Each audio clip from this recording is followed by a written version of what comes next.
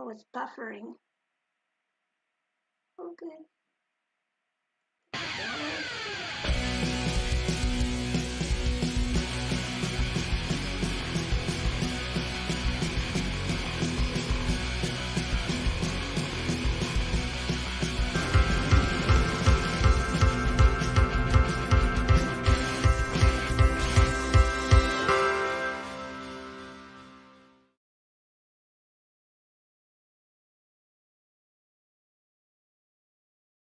The Spirit Sessions of View the Light. I am so excited for today.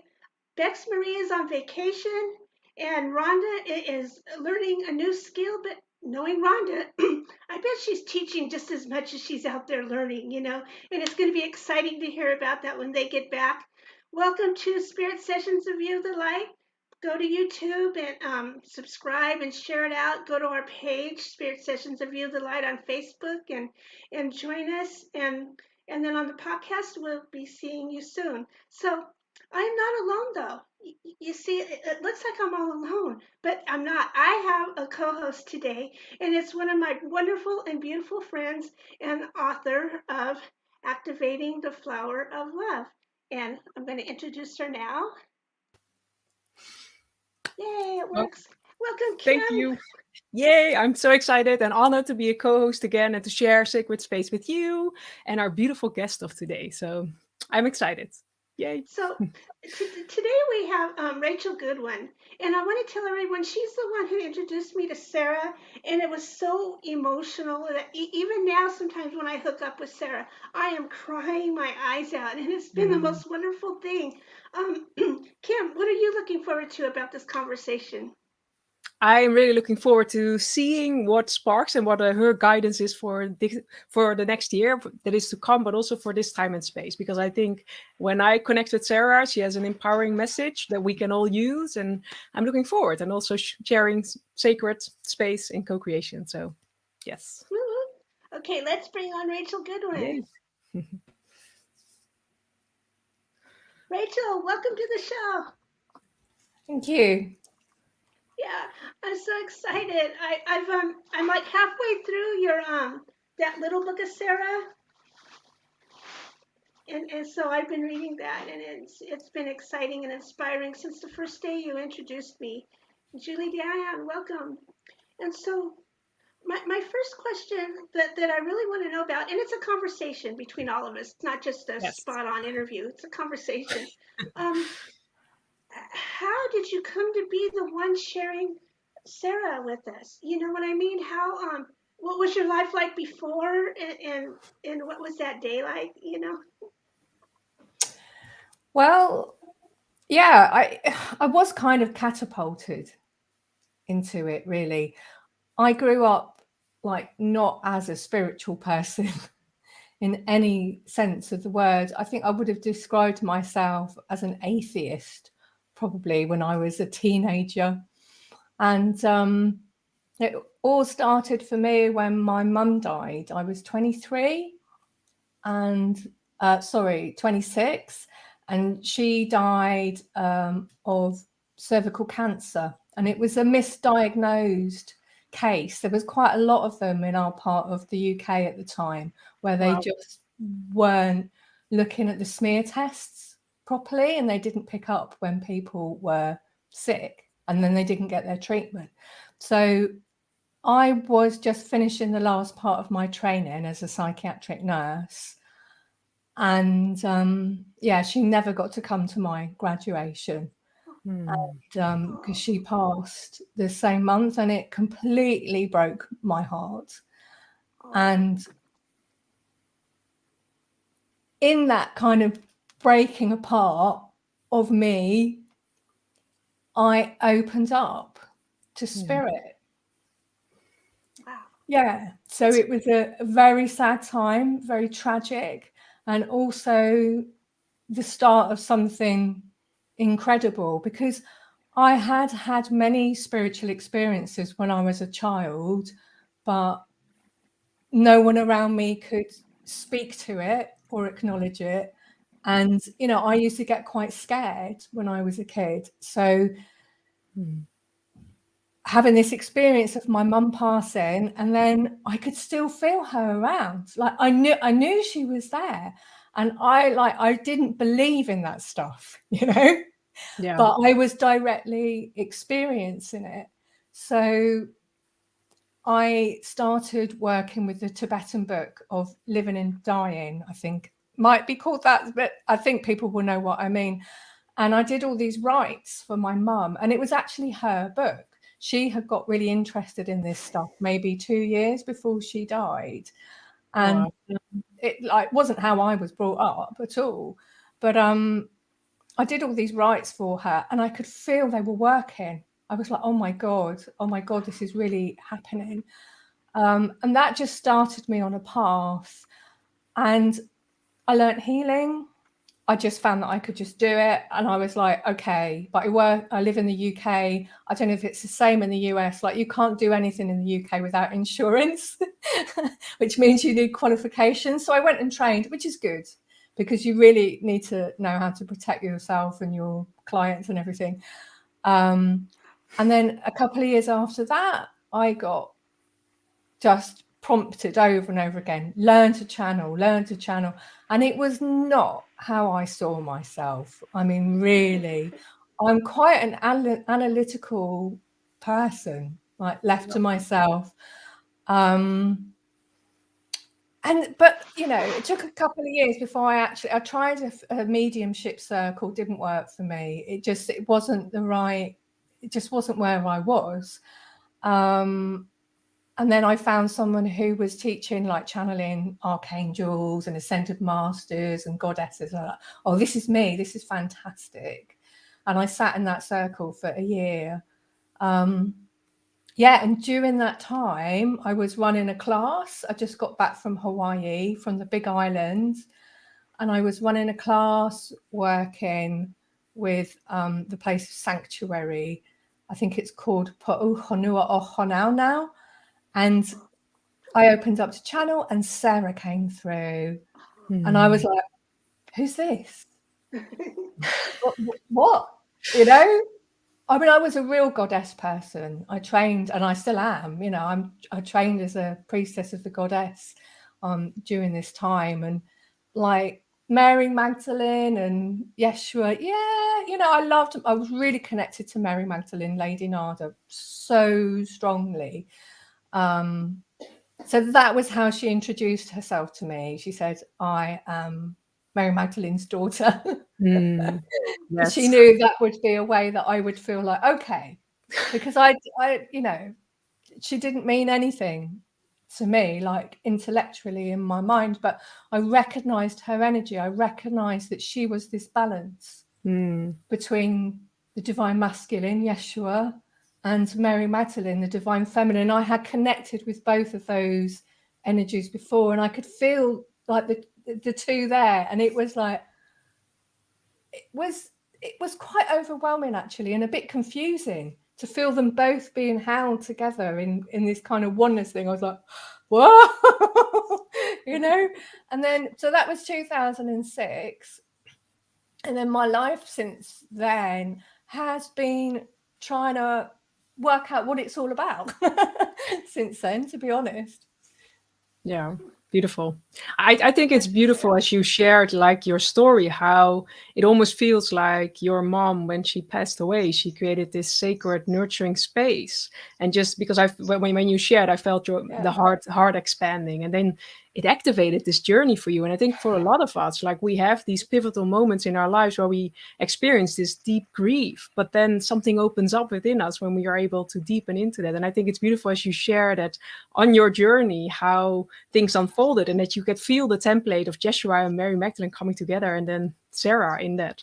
Because I think a lot of people, when they're not so tuned in also to the different stories, they don't really know who Sarah is, because there's a lot of stories about Mary Magdalene and Jeshua and well, a lot of other beautiful ascended masters and teachers. But yeah, I don't know if you maybe also people tuning in, you can share a little bit more about Sarah, what you discovered in your journey, in the moment the connection came in, and the energy, but also the physicality for people tuning in to understand, like, who is Sarah and what does she represent and how did it unfold for you? Yeah. Yeah, and that's it, you know. So how many years later are we now? 2006 from 2023. I'm not very good at maths, but I don't know. Almost 17 or so. Thank you. Thank A you. lot of years later. Yes. Yeah. And it has been an amazing journey. And I have written 2 books. The first one is a little one. It's Sarah's Little Book of Healing.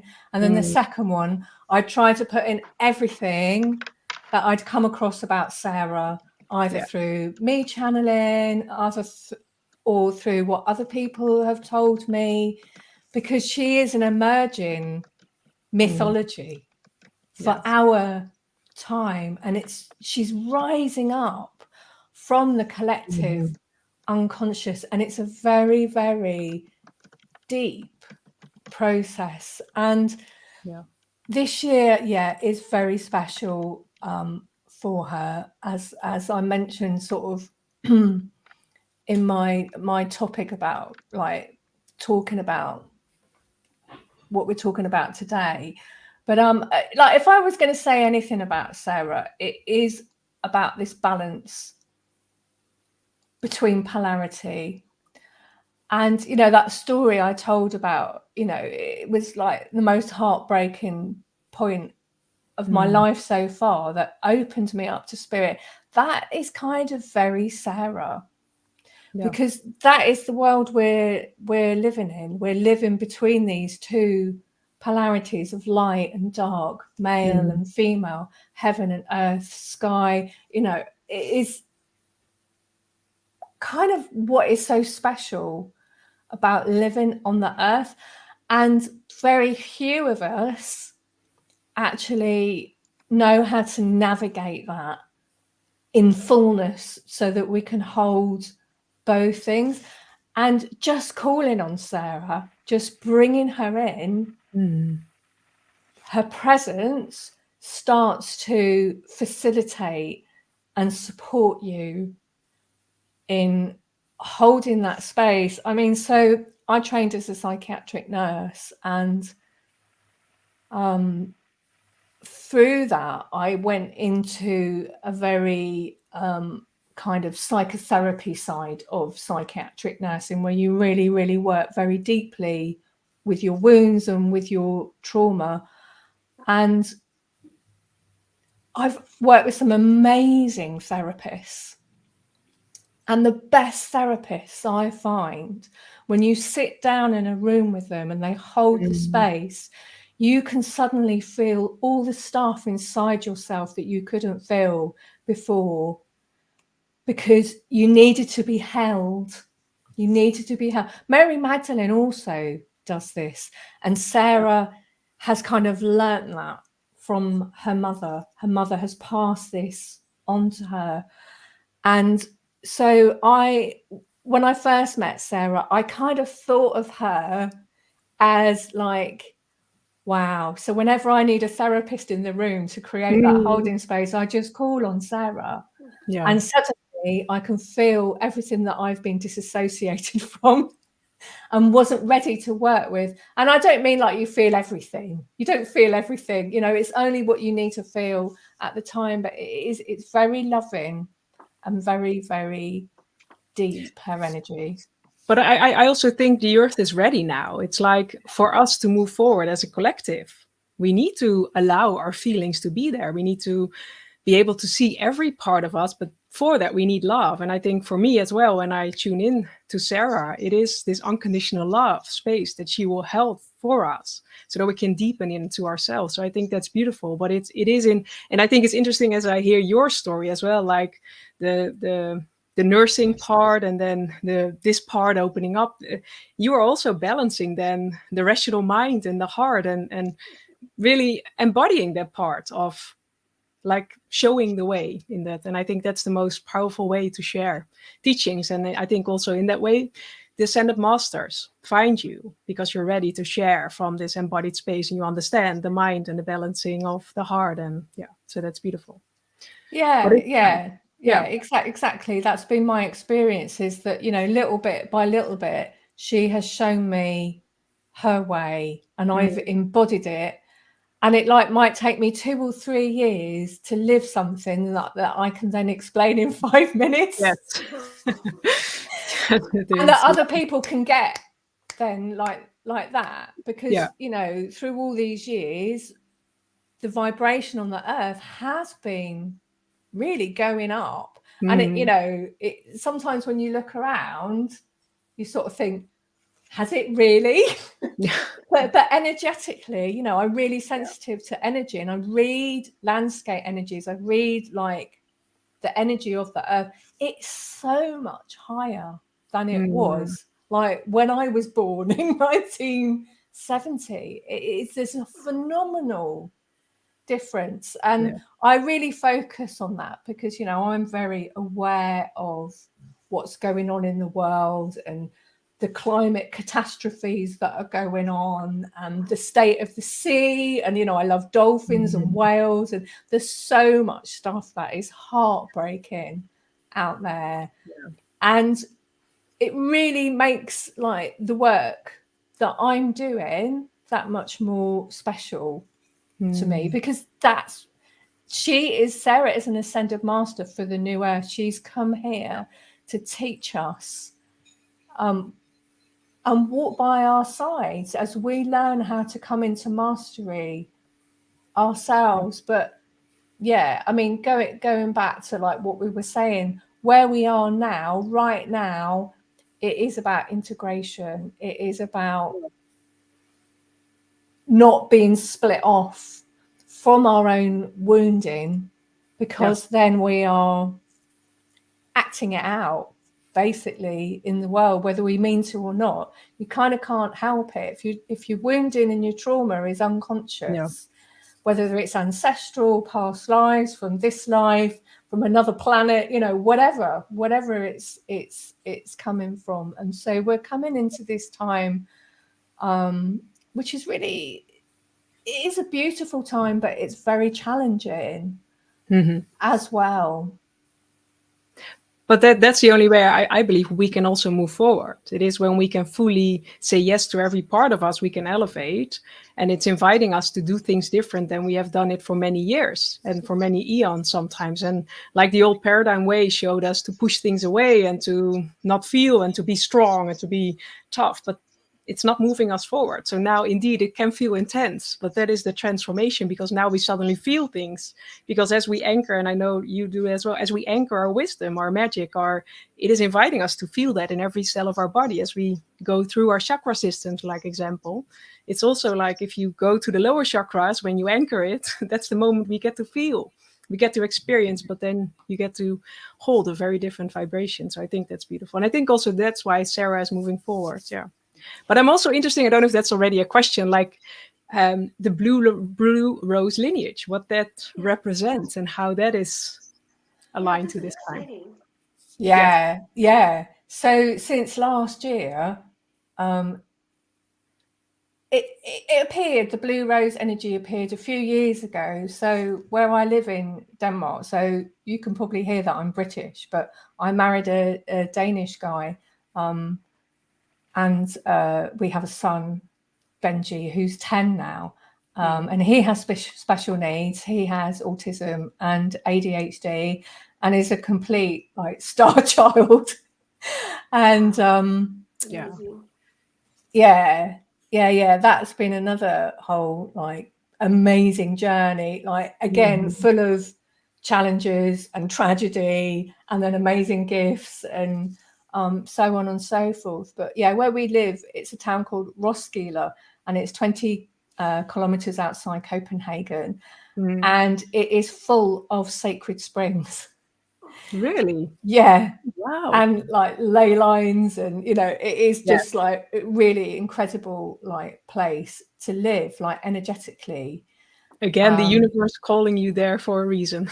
Yeah, and that's what, for a number of years I was praying, Mother Earth, Gaia, show me somewhere to live that is, you know, a sacred place, a power place, because that is sort of like, it's what I love, but it's also my work. And Sarah has been showing me this for some years as well, like how to work with these energies. And it was really what what I would call like one of my deepest heart's desires. I was really, really longing for it. Yeah. And and then when I discovered Roskilde, and my husband, he works at a university. He works at Roskilde University. And we came to, but he actually lived in Copenhagen, and we came to visit Roskilde. And he made, and because he said, oh yeah, there are some springs then, I was like, I want to go, I want to go, I want to go and see these sacred springs. And we got here, and like, no one goes to see these sacred springs. It's just like, I was just like, wow, these energies are amazing. Where is everybody? You know, because I'm like used to going to Glastonbury and places like that where it's, but it is very much an emerging energy system here in Roskilde. And I feel like Scandinavia has, and other people have confirmed this when I've said it to them, like Danish people that I know, that the energies here are really starting to rise up now. Like it has this quite big role in what is going on in the new earth. But I'm sorry, I'm taking a really long time to answer your question. But so I live in a place where there's an emerging ascension grid, basically. And for the last like 9-10 years, I've been working with the energy here, and other people coming in and us working with groups together where we're healing and clearing certain, places where there's been tragedy or violence, or things have just got stuck, or, there's been dark stuff, whatever, we've been working with that. And then a few years ago, there was a point that opened up. So I live opposite a park that's just full of like sacred spring water that's running through it. And a portal opened up for the blue rose. And I didn't know what it was at the time. I was out for a walk in the evening, which is unusual for me because I'm usually just really tired. An hour of Netflix is usually enough what I can manage by the evening. And but this evening, I think I'd been working all day and hadn't gone out. And I was like, oh my God, I've been working all day. I haven't gone out. And now it's dark. So I have to go out for a walk. And I went out for a walk, and I was just transfixed by Venus. Wherever I went, Venus was there, and I just couldn't stop looking at her. And then I walked around these ponds that are full of spring water, and I got to a point where there's normally a bench, but it had been moved at this point. I think they were replacing it. And it's an old part, and they've got all these like old stones that are sort of laid like cobblestones in for the path, and also like underneath this where this bench should have been, there's all these cobblestones, and I was standing on these cobblestones. And you might know that stones are really good for anchoring energies. They like hold like the program for it.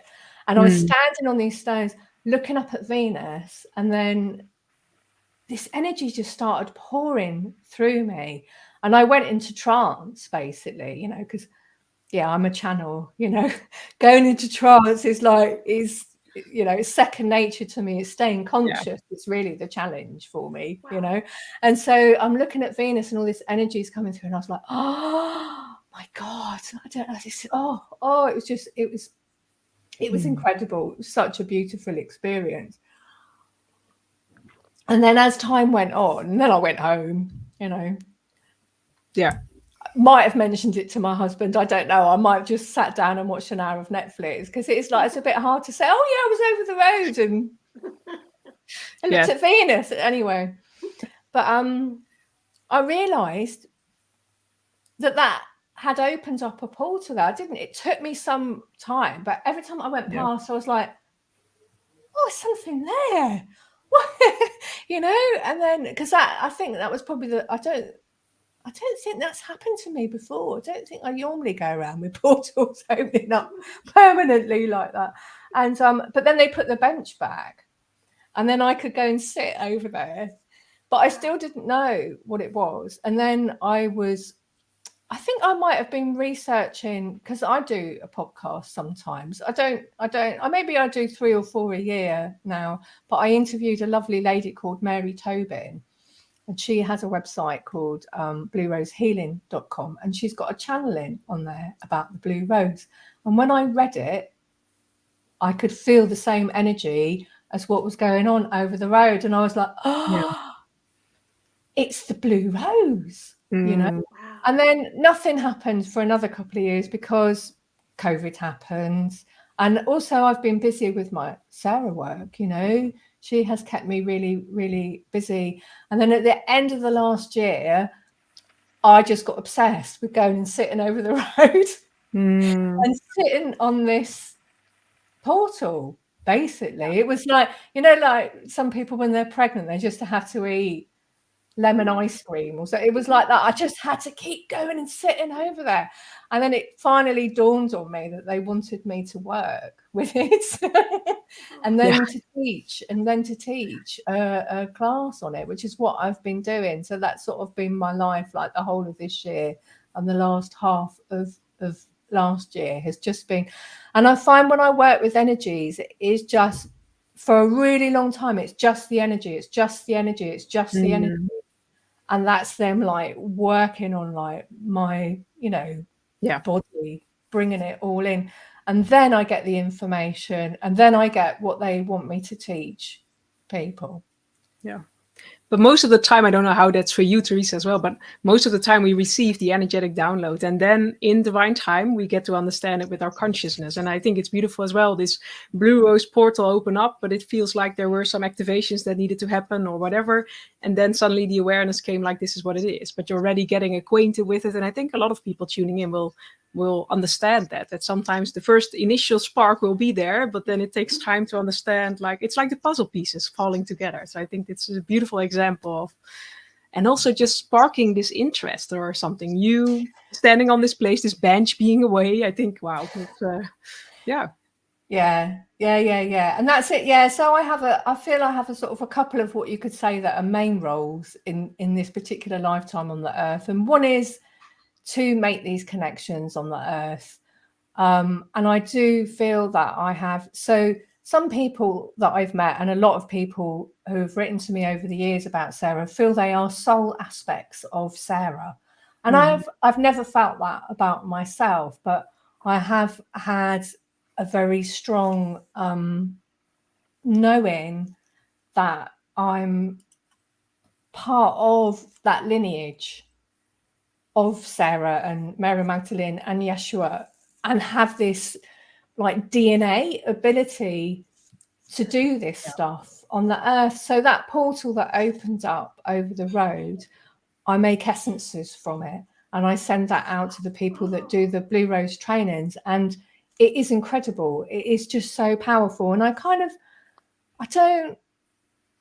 I know it comes through me, but I don't sort of feel like, oh, I did that. You know what I mean? It's like, this is because of like, you know, I've in this lineage, basically, these things, and I have like that capacity through my DNA for these things to happen because of the energy system that I've got.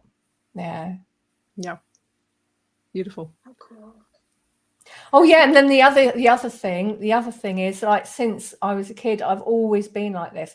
As soon as I learn something, I just want to tell everybody about it. I'm just like, you know, I'm like a little kid even now. It's like I get so excited and I just want to tell everybody. And, you know, so Sarah and the Blue Rose, people don't know about them. So you need people like me. It doesn't mean that I'm the best Sarah person or I'm the best Blue Rose person. I mean, I don't want to sort of, you know, talk myself down because, you know, I do think I'm good at what I do with the teachings and sessions and everything. But, you know, you also need someone who just wants to spread, who just wants to spread the words, you know. And I love writing. I've got a few more books waiting to be written in me. Yeah, just got to find some time. Yes. And I think, yes. Oh, go ahead. Let me just explain and then you go back. I'm wondering if you have like a meditation you can give us, like a 5 or 10 minute meditation to meet Sarah or to meet the energies of the Blue Rose, or you want to pass? Yeah, no. What I will do is I'll open up to Sarah and I'll see what she wants to do. Because I usually find that's the best. Yes. that's the best way. Would you like me to do that now? Okay. Yeah. All right then. Does it feel right? I mean, I was just getting excited about what we're talking about. Let's let the audience experience this. Yes. Yeah, no. I think that's really nice. Really nice moment to just pause and just let those energies come in, and then people, because actually, you know, we can talk and talk, but until you get a chance to experience it yourself, that's how you connect, isn't it? It's not through the rational mind, the conscious mind. All right then. So I'll go quiet for a few moments and then I'll tune into Sarah, and I don't know whether I'll be channeling or telling you. We'll see what happens.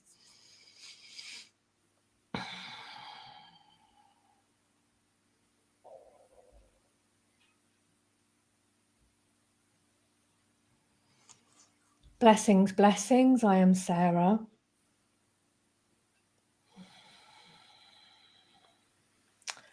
I would invite you to place your hands over your heart. You could also just place your awareness there if this feels more comfortable for you. And just let yourself drop down a little bit into your body. Just feel yourself sinking down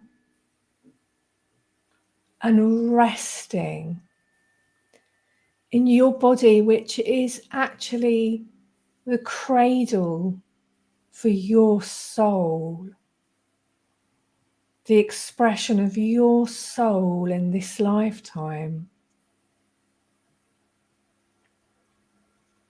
So many times one can be above one's body through the stress of the day or emotional challenges, past trauma. And it can be very restful to just sink down and allow all of yourself to be present. Breathing in to your heart center. Breathing in beautiful love, beautiful light.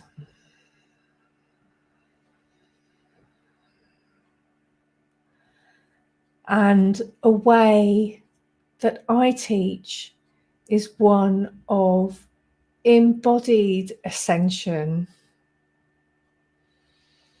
where you can integrate all that you are, your divine spark, your higher self, your soul, your mental body, your emotional body, all of the different energy bodies coming into the same place at the same time,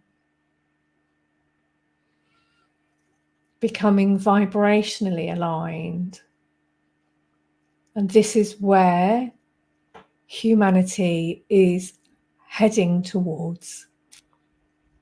This is the way of the new earth, embodied ascension for humanity, where you are fully conscious of your own divinity in a way that's integrated, in a way that is stable and grounded and anchored.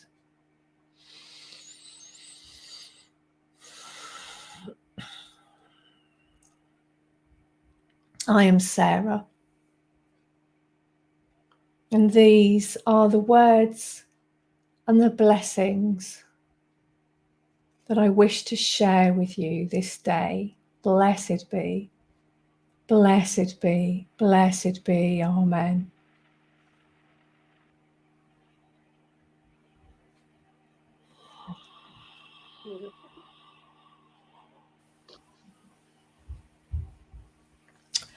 So that is one of the sides of Sarah. This very, it is so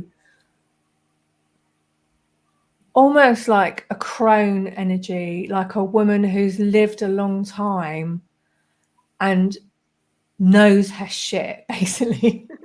Right on. And is really holding it all together and holds that love and holds that wisdom. But she also has this very strong, like what I call like the daughter archetype. She's like Katniss in the Hunger Games, or, you know, one of these young women that you see a lot more in films now, who's very strong, really holding their feminine and their masculine energies, and they're just really standing in their own power while still staying in touch with their emotions. They're allowing themselves to be vulnerable still. So there are all these different sides to Sarah. And then there's this whole thing with the blue rose. And so for anyone who's not heard of the blue rose before, you can hear like titles like the Order of the Blue Rose or the Lineage of the Blue Rose. And if I was to put it in a nutshell, I would say this is an ancient order, a divine feminine order, but of men and women. There's still men in it because we also have, we're all divine masculine and feminine in different, you know, quantities. And it's very cosmic. It's really aligned to the stars, to the ascended Gaia. So we're not separate. We're not separate. And Venus has a big, big part to play in this. Venus is closest to us. There's other, like, you know, planets and stars like Sirius and the Pleiades, but Venus is the closest, and she kind of draws those energies in and then transmits them to the Earth from Venus. And it's really kind of grown out of Mary Magdalene, Mother Mary, Melchizedek, Yeshua, and then Egyptian energies like Isis and Hathor and Bastet. And it's a big lineage. There's so many more, you know, I could just keep on saying names. And when you start to work with the energies of the blue rose, you are woven into this lineage. And, you know, their first job with us is really to get us back to being ourselves, because we've had so many lifetimes of suffering, of being exiled, of being tortured, of being burnt at the stake. You know, it just sort of goes on and on and on. And we need to like overcome, and like, you know, I mean, I've been doing this work like for years, and I'm sure, like, you know, a lot of people listening are going, yes, yes. And they're really taking us and going, and we just got to move on from this now, because the world needs you. You're really important, and not to get inflated about it, but to realistically realize what I do, my inner promptings to do this deepest heart's desires work with my psychic skills, with my energy healing skills, with all of my metaphysical stuff. This matters. This is going to make a big difference in the world, each one of us kind of drop by drop. So I would say right now that's their biggest, I wouldn't say that's their overall purpose, but at the moment that is their biggest sort of mission, is to get us comfortable and being okay with who we are, because we're not getting that from the society that we live in. We're not acknowledged, we're not respected, Right. we're not understood, we're not seen, you know. And yet when you feel the lineage of the blue rose, of which Sarah is also a part, oh my God, they're so beautiful. And you feel so loved. And yeah, I've been doing a 4-month training this year, which finished in July, and then I'm starting another one at the end of August. And it's like I get the feeling that Sarah, in her lifetime as Sarah, which is not the only lifetime that she's had, there was some real intense loneliness for her in that lifetime.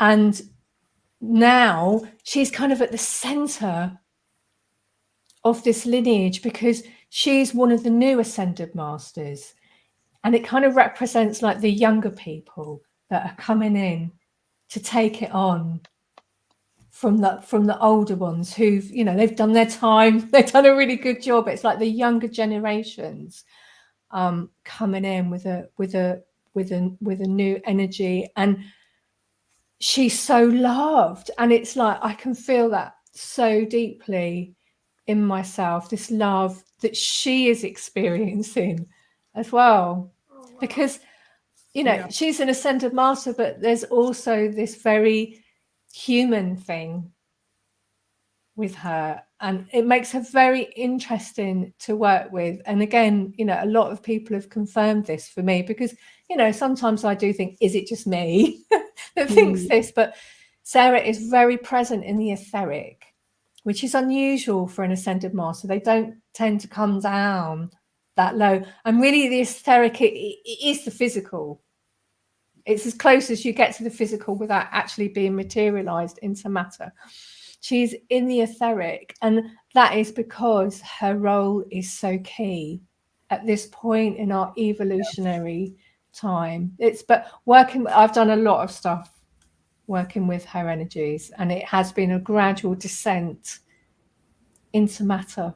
But she reminds us of both, like the reminder of our divine spark. And I think the embodied experience, and every one of us tuning into this, being reminded of the divinity in ourselves. And I think for me, when I tune into Sarah, when I read things about Sarah, she is the representation of that. And especially as you shared, like she's very tangible almost, like, but she shows us that she also went through the human experience and remembered her light and remembered her divine spark to be an example for others. And that's, I think, why she's also stepping forward so strongly in this time and space, because we are all being asked to remember our divinity. We are all being asked in our unique way to activate who we are, who we came here to be. But we know we are divinely supported. We can open up, we can bloom, we can blossom. And then, so I think it's beautiful. So everyone tuning in and feel resonate, connect. And I think it's really time for us in our own unique way, because I think that's what I loved as you shared as well. Like there are, you shared, like there are many people sharing about Sarah, but I think it's beautiful because everyone is sharing it in its own unique way, and some will resonate with the words coming through you, and others will resonate with others. And I think that's we need this energy in this time and space on Earth. So it needs to come through in many different forms, in many different ways, so that everyone can connect with it in its own aligned way. So I think it's beautiful, because you're also hosting like a free class where people can tune in. I don't know if you want to share a little bit more about that, but yeah, I am. Yeah, I'm hosting a free class on the 17th of August, where I'll be going through the work that the Blue Rose lineage are doing here. And, you know, this is stuff that's come through to me. And, you know, like you said, there's other people teaching stuff on the Blue Rose. And yeah, we've all got our own like particular perspective. Yes. And we're all seeing like different sides of it, and which is beautiful, you know, because it's all part of the hologram. It almost feels. Yeah, exactly. And, you know, I am very much a metaphysician. I really love finding magical tools to work with, and, you know, I experience everything as energy. And so that is a lot of the work that I teach, is how people can do that. I teach a system of the Blue Rose Oracle runes. I use vibrational essence. I teach people how to heal with the Blue Rose flame, and they get initiated into the Blue Rose flame.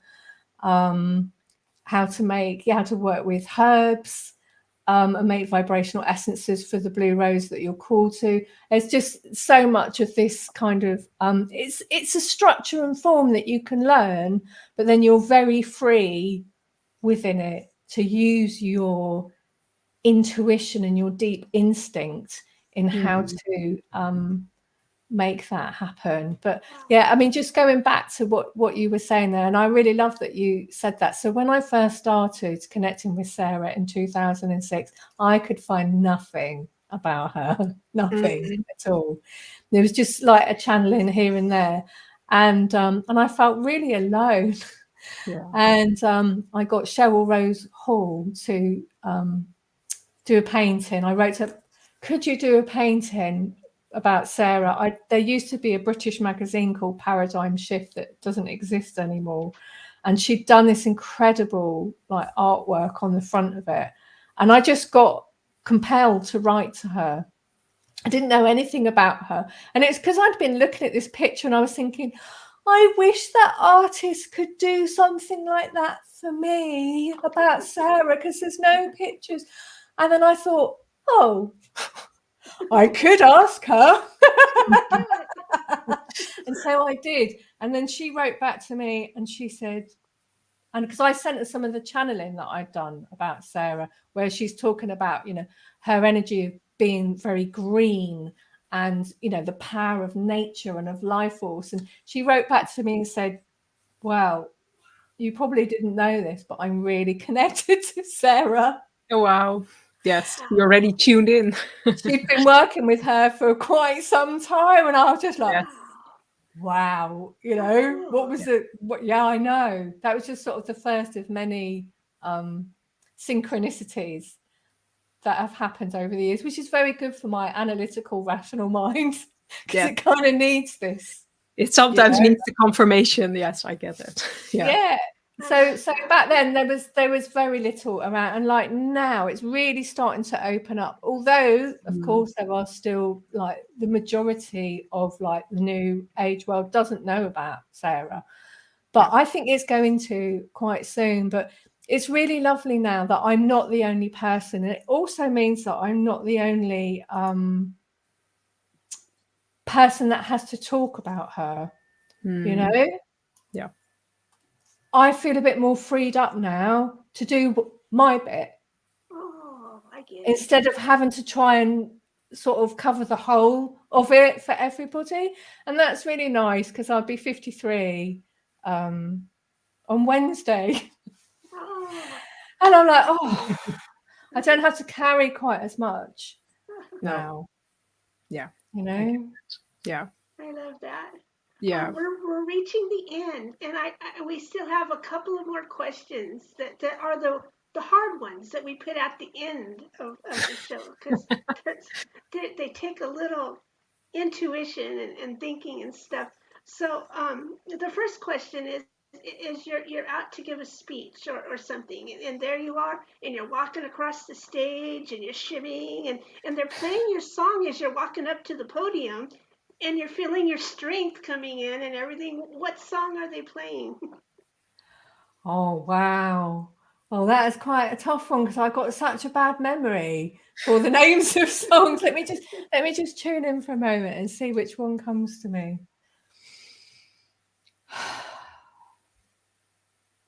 Well, the one that's come in straight away, and this is one that I've been listening to on Spotify, and I can't remember the name of the person that sings it, but the words that I'm remembering, it says, I lay my head on the sweet, sweet earth. And it's just, it is this song. It's sort of like an empowering song, a healing song, and a lullaby all at the same time. And if you go on Spotify and put in I lay my head on the sweet, sweet earth, it will come up. I think it's called Sweet, Sweet Earth. And yeah, that would be it. That makes sense. I think so. We could look it up and drop it in. The next question is I'm splitting it in two. What are your favorite rocks to work with, and what are the most coolest rocks to work with when we're working with Sarah, for instance? Yeah. So I'm a bit. So my son, he like if I say to Benji, like, what's your favorite pudding? He'll say, oh, I can't say, Mum, because there's too many and they're all good. True. I'm a bit like that with crystals. It's true. I have to say at the moment, and this is so I'm going to be doing a Sarah retreat in Glastonbury next April. I haven't really started advertising it yet, but part of, as I've mentioned, big part of Sarah's work, which we haven't done that much on yet. It's about working with the divine spark. And I was looking through, it's very hard for me to buy crystals in Denmark now. I don't have the same access to the amount of crystals that I used to. And Etsy is a lifesaver because it's also very difficult for me to get things delivered here because of Danish customs and tax. But anyway, I won't go into that. I could do a whole podcast on that. But there's one that is Finnish. No, not Finnish. I said the wrong word there. It's from Greenland. And I think it's called, my memory is really, really bad. I think it's TUG, like Tugtalite, or it's not quite right, but it's a pinky white grey stone. And I'm working with that a lot at the moment. And that's for the divine spark. But with Sarah, I would say there's 3 flames we have with Sarah. There's the white flame of divinity, Sarah's violet flame, which is a lilac violet flame, and this green flame, this power of nature. So with the white flame, I tend to work with snow quartz. It's great. It's not expensive, it's very plentiful, really, really powerful. And that brings in her host of angels. Then with the lilac violet flame, I'm really bad at pronouncing things. Lepidolite or lepidolite. Oh, yeah. I go lepidolite. I don't really know. Yeah, and lilac amethyst, amazing. But also amethyst, fine. And then with the green energy, bloodstone is really good. You get bloodstone that's really green and lovely, but also jade, also peridot, anything green, to be honest. But those 3 are my favorite. Awesome. I got some of them. How about you? I love it. Yeah, beautiful. Yeah. Yeah. Also the spark. I think that's where I love that. Anchoring the spark within ourselves and the divine spark. So beautiful. Yeah. And then the last question. It's optional. You can kind of go with it or not. But it's basically as a form of soft disclosure. Have you ever had any extra dimensional contact? I mean, to me, Sarah almost counts too. But really, have you ever seen anything in the sky or had any experiences of missing time and stuff like that? I mean, when I was a kid, I was actually I was really, really crazy about reading science fiction, and I used to be looking for UFOs all over the place, and I didn't see one, and I was really gutted. And then when I got older, I just sort of forgot about all of that. And, like I said, quite rational, analytical person, and then got into all this spiritual stuff, but I couldn't really get into all of the sort of the extraterrestrial stuff. And then bit by bit, Sarah kept dropping in the Pleiades all the time. She has a really strong connection to the Pleiades, and she's actually given me like a whole healing system to work with that I haven't gotten through yet. Wow. But because I do teach, I did bring through like an initiation system, a bit like Reiki, for working with Sarah and her host of angels. When I teach other people how to do the initiations, it is this incredible initiation with the Pleiadian, specifically coming through Sarah's vibration. And they receive that. There's this incredible island called Iona. It's like a little postage stamp sized island in the Western Isles off Scotland. And there's this little hill on it called Dun'e, and on top of there, and that's where you get the initiation. You're standing on top of Dun'e, getting these Pleiadian energies coming through. it is so profound. So, and you know, like the portal across the road, like Venus was pouring through, so I really experienced the stars and the planets as energy beings, rather than sort of, yeah, I mean, there's an Arcturian portal that opens up in another place in the ascension grid where I am. So it's like I experience all these bigger, I love it. bigger energies, yeah, that are really vast. And yeah, it can be a bit overwhelming. I have to really work to stay grounded. I swim in the fjord a lot and go to the forest a lot, try and keep myself here. So I think it's not for nothing you live in nature. Yeah. To anchor that. Beautiful. Yeah. And I was looking up the song. Can it be of kinship? Is that the song you mentioned, Where I Lay My Head? No, That I think was it's when sweet. put I it think into it's sweet. If you put sweet, sweet earth in, I think that will bring it up. Sweet, yeah. Otherwise, Yeah. we'll put it down. Oh, sweet, sweet Yeah. earth, carry tree. But I will have to. But I would have to check that. on my Yes. Spotify account. Do that. So if people want to subscribe for your free class on the 17th of August, how can they find that? Well, the easiest way is to go on my website, which is rachelgoodwin.dk because I'm in Denmark, and go onto the Blue Rose page, and right at the top it says free class 17th of August. Just sign up there. Great. And your 2 books, where can they find them? They're on Amazon. Amazon. Okay. Yeah. Great. Excited. And So everyone tuned in to this. My book is on Amazon as well. Activating the Flower of Love. So yeah, but we'll talk about that another time. Yes, beautiful. Thank you for sharing the transmission and for this sacred conversation. Yeah, and yes, for as a guest. Yeah, you're really welcome. Thank you, guys. Yeah. I had a beautiful time. Thank you, Rachel. Thank you, Kim.